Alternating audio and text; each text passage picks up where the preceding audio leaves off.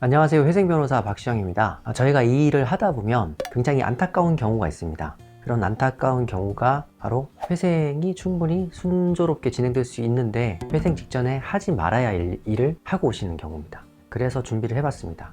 회생을 결심하면 하지 말아야 할 것들입니다.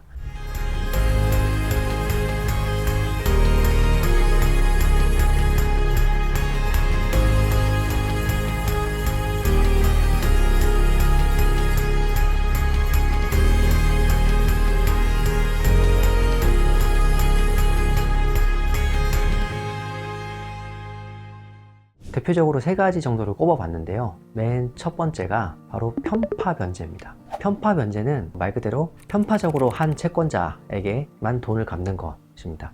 이게 왜 이제 금지가 되느냐? 이제 회생이나 파산은 모두 다 채권자에게 공평하게 갚는다는 가치를 전제하고 있거든요. 그래서 이미 채무 초과의 상태에 빠져 있어서 언제든지 회생이나 파산을 신청할 수 있을 때가 됐을 때에 어떤 채권자한테 특혜를 주는 것을 법은 용납하지 않습니다. 그런데 또 생각을 해보면 누구나 가족이나 지인한테 빌린 채무 혹은 특정한 거래처에 빌린 채무는 먼저 갚고 싶을 수가 있죠. 하지만 그렇더라도 이것을 회생 들어가기 직전에 하시면 곤란합니다. 만약에 이렇게 편파 변제를 하고 회생에 들어가면 그로 인한 피해를 본인이 다 떠안게 됩니다. 일단 보정부터 굉장히 엄격하게 나옵니다. 법원에서 당연히 좋지 않게 보고 계속적으로 불리한 조건으로 회생을 진행할 수밖에 없습니다. 또 이게 자기만 손해를 보면 다행인데 심한 경우, 어떤 경우는 자기가 갚았던 그 채권자가 분쟁의 당사자가 되는 경우가 있습니다. 법원이나 파산관제인이 그 채권자에 대해서 소송을 제기하는 경우도 있습니다. 이걸 부인권이라고 하는데, 이렇게 되면은 본인만 끝날 수 있었던 회생 사실이 외부로 알려지기도 하고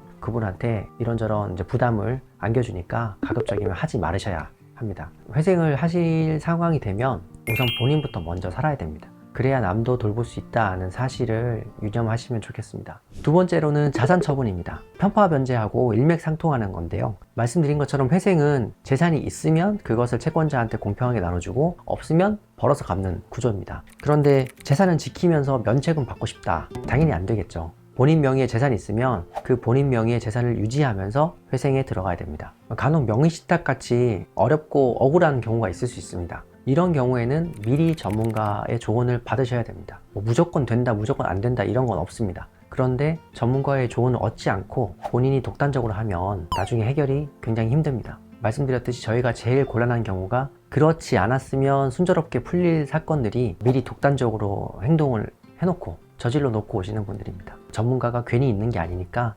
미리미리 조언을 구하시기 바랍니다. 팁을 드리자면 회생이나 파산 직전에 자산을 처분해도 모든 경우가 문제되는 건 아닙니다. 경우에 따라서는 얼마든지 본인한테 유리하게 풀어낼 수 있는 경우도 있습니다. 다만 이런 경우에는 해법이 워낙 다양하니까 혼자서 고민하거나 인터넷에서 있는 단편적인 문답으로 해결하시려고 하면 좀 곤란합니다. 세 번째, 이게 실무적으로 굉장히 유용하지만 전문가들도 잘 모를 수 있는 부분입니다. 바로 채무가 있는 은행을 사용하지 말아라 입니다. 쉽게 말씀드리면 대출 원리금이 빠져나가고 있는 통장이나 카드 대금이 빠져나가고 있는 통장의 돈은 비워야 합니다. 채무자가 회생에 들어가면 은행에서는 자기의 손실을 최소화하고 싶을 거 아니에요. 그래서 손실을 줄이기 위해서 자기가 채무자에게 줘야 되는 돈, 그러니까 예금 채권을 상계해 버립니다. 이런 상계에도 물론 법적인 제한은 있습니다만 그것을 사후적으로 따지기는 현실적으로 힘듭니다. 그래서 은행은 기회가 닿으면 무조건 상계를 해버립니다. 회생에 들어가면 그 채권을 제대로 보전받을 수가 없으니까 그렇습니다.